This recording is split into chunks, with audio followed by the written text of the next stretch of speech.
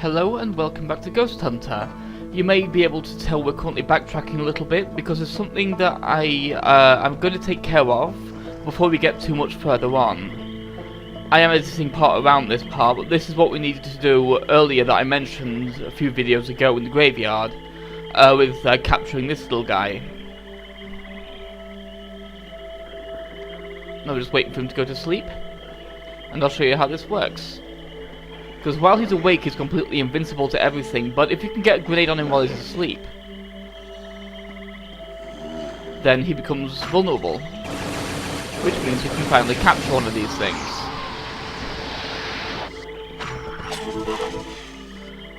Now we have a new ability that we will be needing in about 2 videos' time. Actually, yeah, the video after this one, so roughly 2. So we'll cut back to the beginning of the actual area we're going through now that we've got that ability. This area is less interesting than the other parts of the swamp. It's kind of a bridging area that's surrounded by much more interesting stuff. I mean, you have the township just beforehand and then a really cool level after this. But for the most part, this is just kind of a fight to a swamp with like very, very minor puzzle elements to it. It's a pretty uninspired level. A lot of enemies, generally where the difficulty comes in here.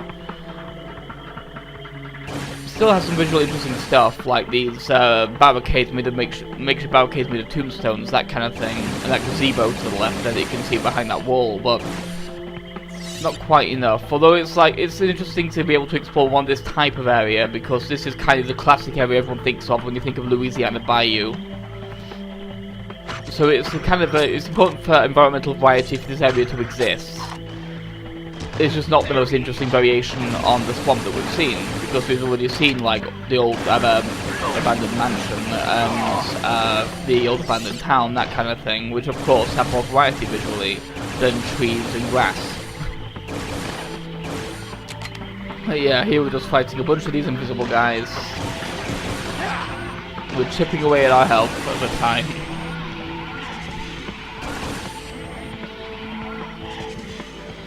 As you can see against these backgrounds, it can be really hard to see as well.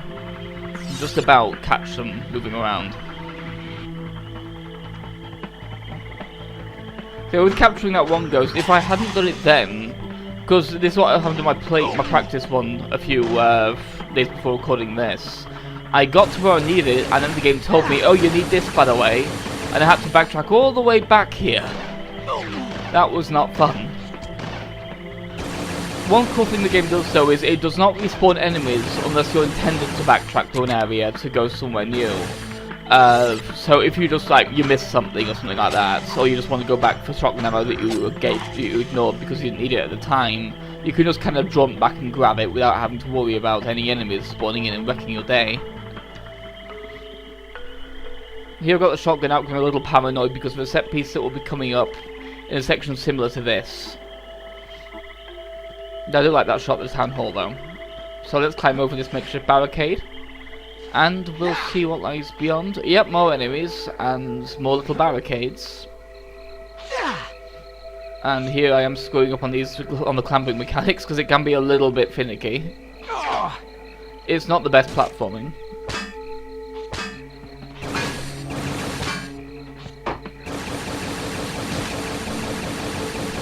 Yeah, we're kind of at the mercy of enemies dropping health, because they don't really drop it much. They only seem to drop it when you actually need it. Which can be a problem when you're fighting a lot of enemies and you kill a lot of them without needing health, and then the last one starts really messing you up because you can't find him, and all of a sudden you haven't got any health to pick up because the enemies haven't been dropping it because you haven't needed it until then. One thing I'm kind of glad about that this game doesn't do those adaptive difficulty like Resident Evil 4 does, because I don't like adaptive difficulty ever since 99 Nights.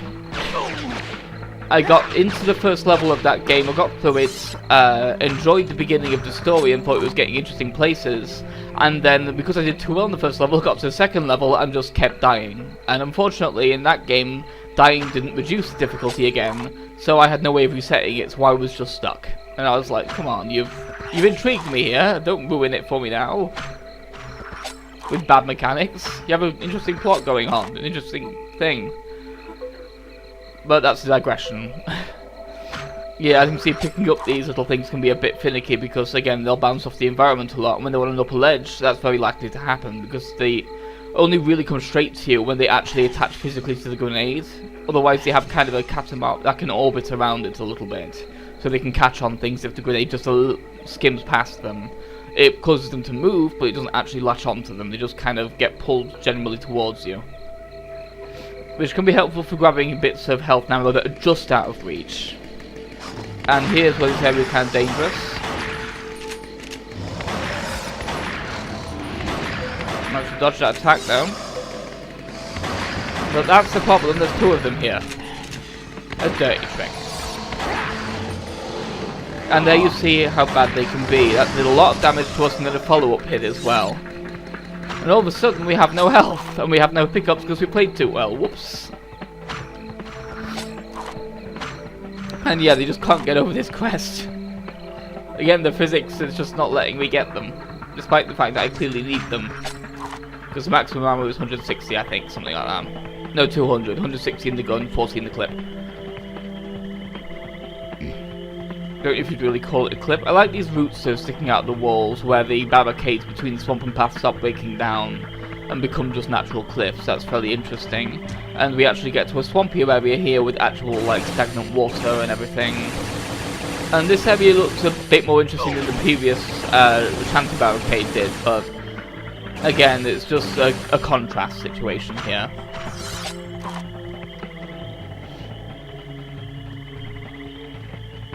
Just making sure there isn't anything else causing us problems.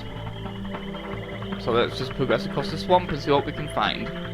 I like all these like abandoned cars and bits of wreckage and stuff like that. That's kind of neat. And the kind of physics on the routes is kind of amusing too. And yeah, they don't drop much health, do they? 6. That's just cheeky. I need 10 times that, but they drop 6. Luckily, a nice thing this game tends to do is after a hard set of fights, it gives environmental pickups that have massive bonuses. Need some TNT. And yeah, here is the main puzzle of this area. We need to find some TNT. So we need to find an extra way out of this swamp so we can get to that.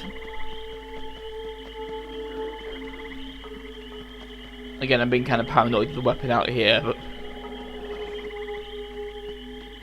again, these enemies are invisible, so it can be hard to tell whether they've spawned or not. So a little paranoia is warranted. So here is the second path out this area. There's the original one we came in on. So let's go around this cliffy area and see what else we can find.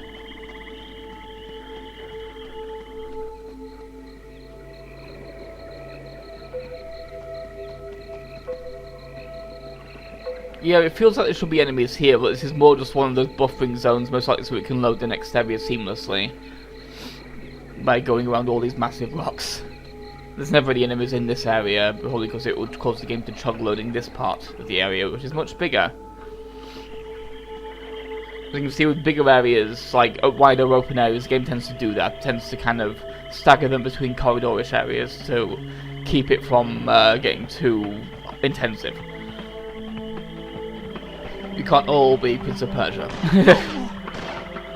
And here they are. Finally, that guy I knew was going to be there has spawned and started shooting me like I knew he would. Yeah, those are just going to be bouncing over there. Whee! Gambling like lambs in a field. Even if it's frustrating, at least it's funny to watch, so it takes the sting out of it. But yeah, there's a few guys on these islands that we need to take down. And here we'll see a gimmick for this swamp that's a little annoying to navigate, but it's there to kind of railroad you in a particular direction.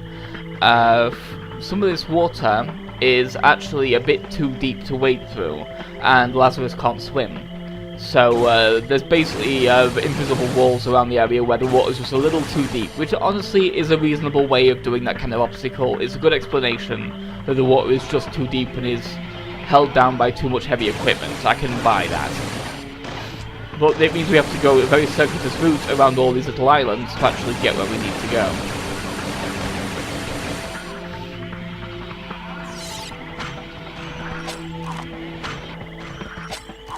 Unfortunately, these things aren't buoyant enough to be pulled out of the water. Let's finish this guy off. Hey, he dropped health, and yay, we got that out of the water at least. Apparently that's slightly more buoyant than blue. Oh. But yeah, this can be kind of trial and error at first if you don't know where to go, but it's basically skirt around the outside islands, and then cut across when you can. Fairly circuitous route, but there you go. It's the nature of this kind of area.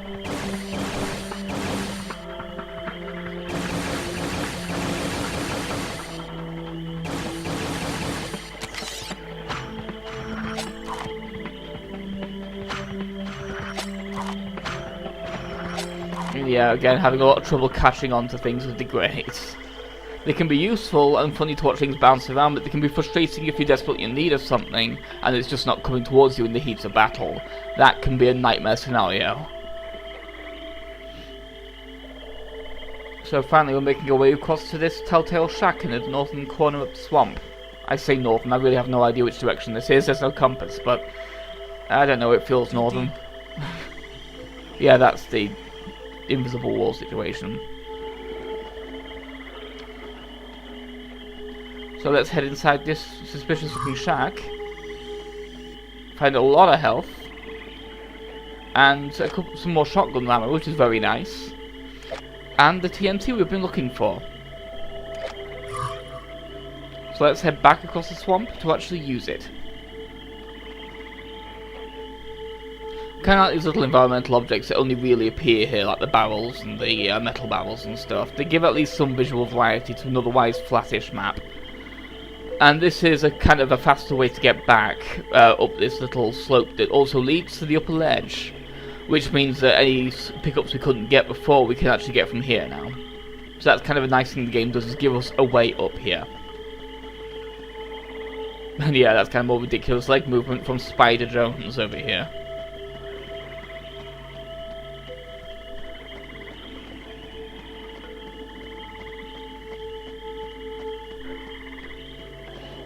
And yeah, here we have a little bit of a thing where we can clamber down it. It's too high up to go up, but we can come down it, so it's a nice little shortcut. So let's head back across this loading zone that I've just skipped out of because it takes a little long. And just get across this swamp. One last time. Yeah, this is why I'm a double back when I did, because you do not want to have to backtrack through this area. It's a really boring area to have to go back to, because there's literally nothing here after the enemies are all gone. At least other areas have some visual stuff to them that differentiates them from each other. This is just trees and water and dirt. Other areas had like greenish areas without the grass and stuff like that. This area you can barely see that because of all the fog as well. It's just a very, very, very colourless area compared to the rest of the swamp. And even the rest of the game. This is perhaps the most boring part of the game that I recall. There might be something coming up that blows it out of the water when it comes to visual dullness, but first of all we need to place this dynamite before we can detonate it, so let's get on that.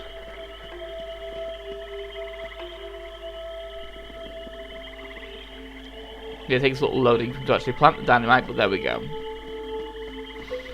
Let's head to the old-timey plunger and clear our path forwards.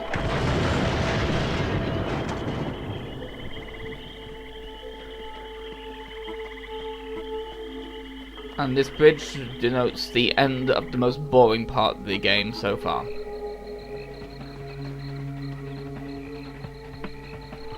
I do like the fact that the bridge is in very bad repair though. That's again an interesting visual thing in an area that really is fully lacking in them. I mean, this level's really more of a bridge than anything else, as I mentioned earlier.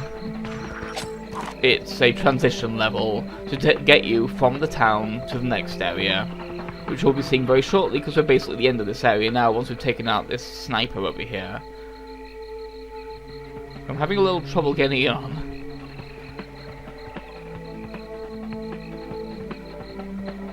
Yeah, I think we're just also a little too far away from the sniper to be able to register he's there, so we're just kind of wasting ammo, so let's not do that. Let's get a little closer and fight. Yeah, there we go. And there's also another guy on the left there who's being a pain, so let's take care of him too. Oops! Basically out of ammo. This is why I don't like the sniper rifle. It has so little ammo. It's ridiculous. And we can't get to that thing because the barriers, the metal's in the way, so... Let's just frantically throw our grenades around looking for any kind of ammo so we can take this last guy out before he becomes a big problem. That's better. And there we go, finally. Yeah, we have very few bullets right now. This area can actually be hard to find the exit out of as well, because it's not over there. It's over here. This little barely visible entrance to the mining company. I mean, it's so hard to see it from afar. You have to be right next to it to even see it, but here we are at the beginning of the next area, the mine. So let's go a little further in to navigate to actually trigger the checkpoint. There we go. So I'll see you next time when we explore the mines. A much more interesting area that actually has a puzzle